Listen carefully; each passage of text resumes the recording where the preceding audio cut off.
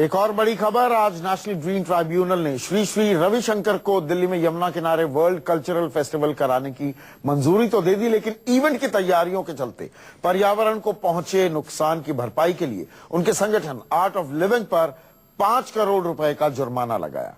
अब रविशंकर कह रहे हैं, उन्होंने ट्वीट किया है कि वो इस फैसले के खिलाफ अपील करेंगे।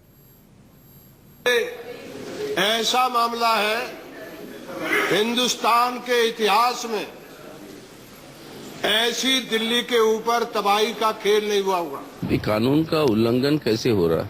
NGT has also asked DDA, who issued the permission for making pontoon bridges over the Yamuna by the army.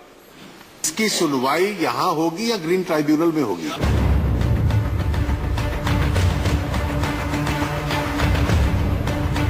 Shri Shri Ravishankar की तरफ से दिल्ली में यमुना किनारे वर्ल्ड कल्चरल फेस्टिवल के आयोजन को लेकर संसद में जब संग्राम हो रहा था, तब निगाहें नेशनल ग्रीन ट्रिब्यूनल के फैसले पर लगी थी, जिसने इस आयोजन को बाद में सशर्त मंजूरी दे दी।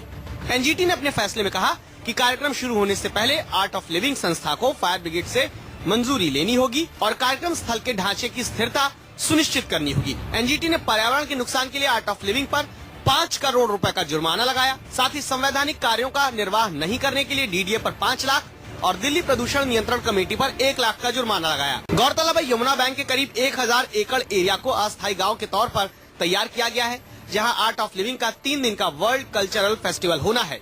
यहां योग, मेडिटेशन और शांति प्रार्थनाओं के साथ सांस्कृतिक कार्यक्रम होंगे। स्टेज पर 35,000 लोगों के बैठने का इंतजाम किया गया है। 3 स्टेज बनाए गए हैं। हर स्टेज पर 5 लेयर हैं, जिस पर 165 देशों के वीआईपी बैठेंगे।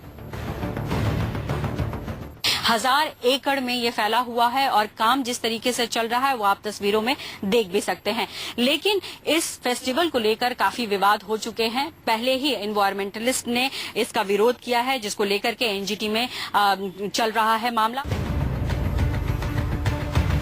इससे पहले एनजीटी ने आर्ट ऑफ लिविंग से स्टेज बनाने और यमुना के इलाके को समतल करने समेत इस आयोजन के खर्च के बारे में पूछा, तो आर्ट ऑफ लिविंग ने कहा कि 3 दिन के इस आयोजन पर करीब 26 करोड़ रुपए खर्च होंगे।